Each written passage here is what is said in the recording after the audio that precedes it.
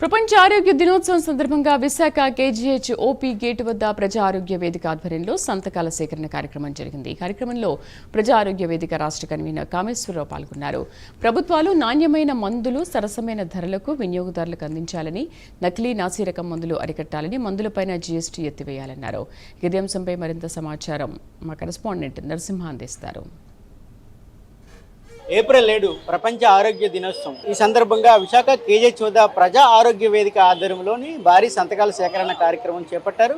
అదేవిధంగా ప్రపంచ ఆరోగ్య దినోత్సవం సందర్భంగా దీని యొక్క ముఖ్య ఉద్దేశము, అదేవిధంగా ఈరోజు తదితర అంశాలపై కూడా ఈరోజు విశాఖ కేజీహెచ్ ఓపీ గేట్ వద్ద ఈ యొక్క ప్రజా ఆరోగ్య వేదిక నిర్వాహకులు నాణ్యమైన మందులను అదేవిధంగా సరైన ధరలకు అందించాలని, నకిలీ మందులు కూడా అరికట్టాలనే ఉద్దేశంతో ఈ యొక్క సంతకాల సేకరణ కార్యక్రమం చేపట్టారని కూడా తెలుస్తుంది. అదేవిధంగా స్వచ్ఛందంగా ఇక్కడ స్థానికంగా ఉన్న విశాఖ కేజీలో ఉన్నటువంటి రోగులు కాకుండా పేషెంట్ల వద్దకు వచ్చినటువంటి తదితర వాళ్ళు కూడా ఇక్కడ స్థానికంగా వచ్చి దీంట్లో పాల్గొనడం కూడా విశేషం.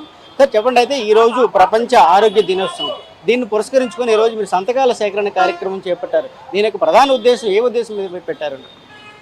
ప్రపంచ ఆరోగ్య సంస్థ అనేది health together stand with science అంటే ఏంటంటే, ఈ రోజుల్లో ఏంటంటే సైన్స్ అని మర్చిపోయి గోమూత్రం తాగేస్తే మనకేమో ఆరోగ్యం వచ్చేస్తుంది, లేకపోతే మనకి క్యాన్సర్ లాంటివి కూడా మనం ఈ మిల్లెట్స్తో తగ్గించేవచ్చు, అసలు అన్నమే తినకూడదు, వాటర్ తాగితే చాలని, కొంతమంది ఓన్లీ గాలి పీల్స్తే ప్రాణాయామం చేస్తే బ్రతికేవచ్చని రకరకాలుగా చెప్తున్నారు. కానీ ఒకటి మాత్రం నిజం, సైన్స్ అనేది పూర్తిగా మనం బిలీవ్ చేయాలి. మా సైన్స్తోనే సాధ్యం అవుతుంది అనేది ఈరోజు ప్రపంచ ఆరోగ్య సంస్థ చెప్పడం జరిగింది. ముఖ్యంగా దానికి కావాల్సిన మందులు అనేవి విపరీతమైన ధరలు పెరిగిపోయాయి. అంటే తయారీ ధరకి కానీ దాని మనకి ఎంఆర్పి కానీ చూసుకుంటే 100 రెట్లు 200 రెట్లు అనేది పెరిగిపోయి పేదవాడికి అందుబాటులో లేకుండా ఇది చేస్తూ ఉన్నాయి. ఎఫ్ఎంఆర్ఐ లాంటి సంస్థలు దీని మీద కోర్టులో కేసు వేయడం జరిగింది. సుప్రీంకోర్టు ఇచ్చిన జడ్జిమెంట్ ప్రకారం 354 రకాల మందులు అనేవి దానికి పూర్తిగా ప్రైస్ కంట్రోల్ ఉండాలనేది తీసుకొచ్చింది, డిపిసిఓ అని పెట్టింది. తర్వాత గవర్నమెంట్లో వచ్చిన తర్వాత దాన్ని ఏం చేశాయంటే ఇండియన్ డ్రగ్ పాలసీస్ అని తీసుకొచ్చి అసలు ప్రైస్ కంట్రోల్ పూర్తిగా లేకుండా చేయడం జరిగింది.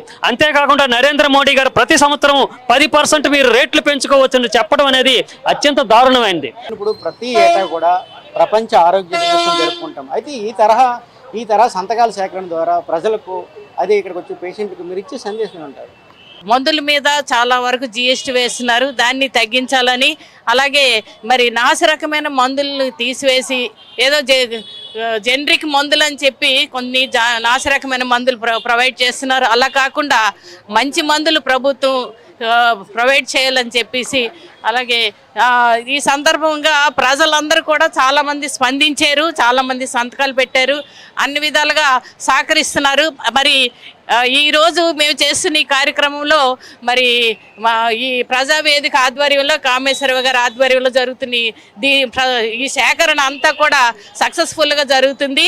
మరి ఓపీ గేట్ ఎదురుగా చేస్తున్న ఈ కార్యక్రమంలో చాలామంది ప్రజలు స్పందించి ముందుకు వచ్చారు. మరి దీని ప్రకారం మనం ఆలోచిస్తే ప్రజలు ఎంత బాధపడుతున్నారో, మరి అలాగే ప్రభుత్వం కూడా మరి మంచి వాటరు, మంచి ఫుడ్ ప్రొవైడ్ చేయాలని, మరి ఈ మధ్యన మరి నాసిరకమైన మరి పంటలు పండించడం వల్ల ప్రజలు అనారోగ్యం పాలవుతున్నారు. మరి ఇటువంటి పరిస్థితుల్లో ప్రజలందరూ కూడా స్పందించి ఈ సేకరణల విషయంలో ముందుకు రావాలని చెప్పి కోరుకుంటూ ముగిస్తున్నాను. Thank you. ఈ యొక్క సామాన్య మధ్యతరగతి పథకాలంటే కూడా ఈ మందులు అదేవిధంగా మందులపై ఉన్న సుంకాన్ని కూడా తగ్గించాలనే ఉద్దేశంతో ఈరోజు మేము ఈ యొక్క పోరాటాన్ని ఉధృతం చేస్తున్నామని, అదేవిధంగా ఈరోజు స్వచ్ఛందంగా కూడా ఈ యొక్క సంతకాల సేకరణ కార్యక్రమంలో భాగంగా ప్రతి ఒక్కరూ కూడా భాగస్వామి అయ్యారని కూడా తెలుపుతున్నారు ఇక్కడ ప్రజా ఆరోగ్య వేదిక నిర్వాహకులు. కెమెరామెన్ సుధాకర్తో నరసింహ, ప్రైమ్ 9 విశాఖపట్నం.